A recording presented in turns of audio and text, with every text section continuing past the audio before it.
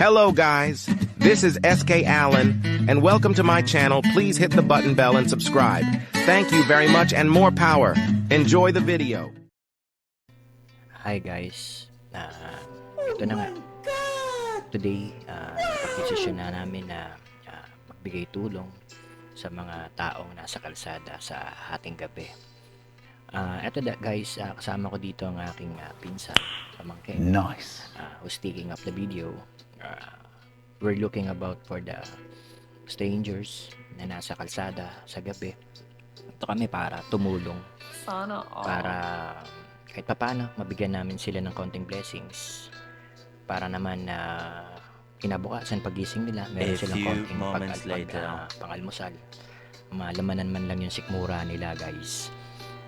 This one guys, hinuntuan namin to, mga natutulog sa bangketa, they have no shelter. Yan, nakita nyo naman yung itsura nila, sa karton lang sila natutulog. So we gave them konting amount para naman kinabukasan may makain sila. Sana all. Yun, pinagigising ko yung kasama niya.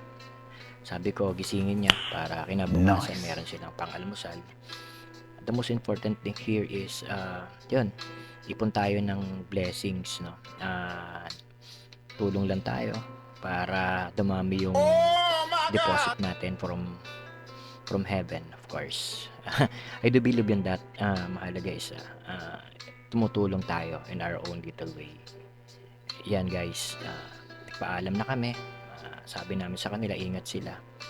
Then para kinabukasan meron silang kahit pa paano makakain, malamanan ng sikmura in the morning. Hindi naman yung mahalaga yung kung magkano yung binigay mo, no? Mahalaga it came from your heart.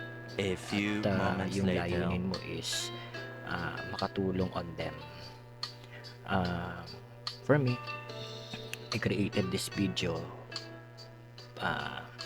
para ma-aware yung mga tao na pagka nagkakaroon tayo is tumulong din tayo sa kapwa natin na walang-wala. Of course, lagi natin tatandaan, bilog ang mundo.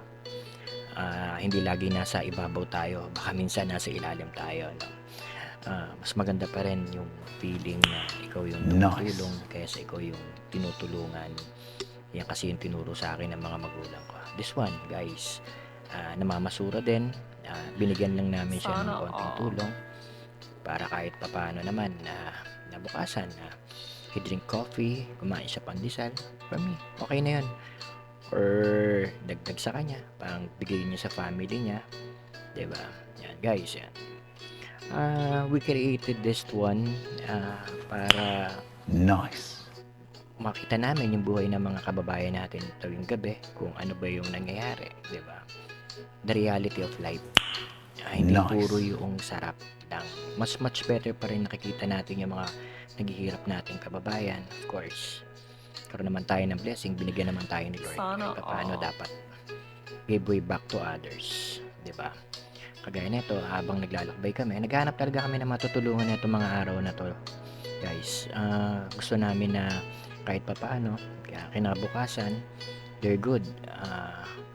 Minsan talagang ganyan what's the most important thing is tumulong ka, diba? Magpasaya ka minsan ng kapwa mo.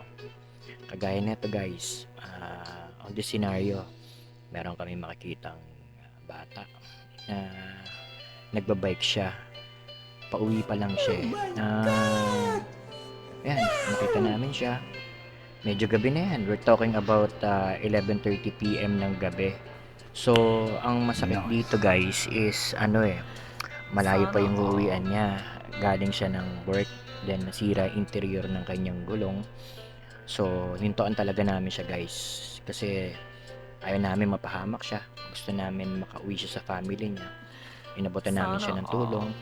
Sabi ko pagpagawa mo yung bike mo, meron naman dyan straight ahead lang, meron dyan pagawaan ng mga gulong dyan. So the most important, sabi ko sa kanya, paayos mo yung gulong mo, dapat makauwi ka ng safe sa family mo. Yun yung mahalaga. Ang mahalaga doon is andron yung tulong na mula sa Panginoon. Actually, hindi ko naman kiniklaim yun. ginamit lang ako instrumento ng Panginoon para tulungan sila. Tapos, along the way, nakita namin itong nagtutulak ng kariton. Syempre, kailangan nating tulungan yan. Of course, kahit papaano, makadagdag kita niya, at least mawala yung stress niya sa magdamag na pagtutulak niya ng kariton. So, we decided to help these strangers, of course, kababayan natin. Sana all. Ayun, sabi ko, sir, pang ano mo lang bukas, pang almusal mo. Nice. Ngayon, nagtatawa siya, then nagpasalamat siya sa amin. Sinabihan niya kami na yung phone na hawak namin for vlogging, ingatan nyo.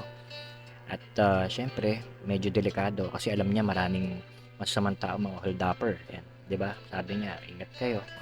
Ingatan niya yan kasi Nice. maraming masasamang tao ngayon. Sabi ko, sir, hindi, tumutulong lang po kami. What's the most important thing here is makatulong Sana kami. all. Sabi, hindi na namin iniisip masyado yung risk kasi alam ko naman ginaguide kami ni Lord. Pagka gumagawa ka ng ganitong kabutihan or this video, Nice. mahalaga doon is andyan si Lord para bantayan ka. O paano guys? Sana nag-enjoy kayo sa video ko. Then see you on my next video. Magagawa pa kami nito. Tutulong ulit kami. Maghahanap kami ng tutulungan. Maraming salamat guys. Thank you. Please like the video guys. Thank you. Maraming salamat sa inyo.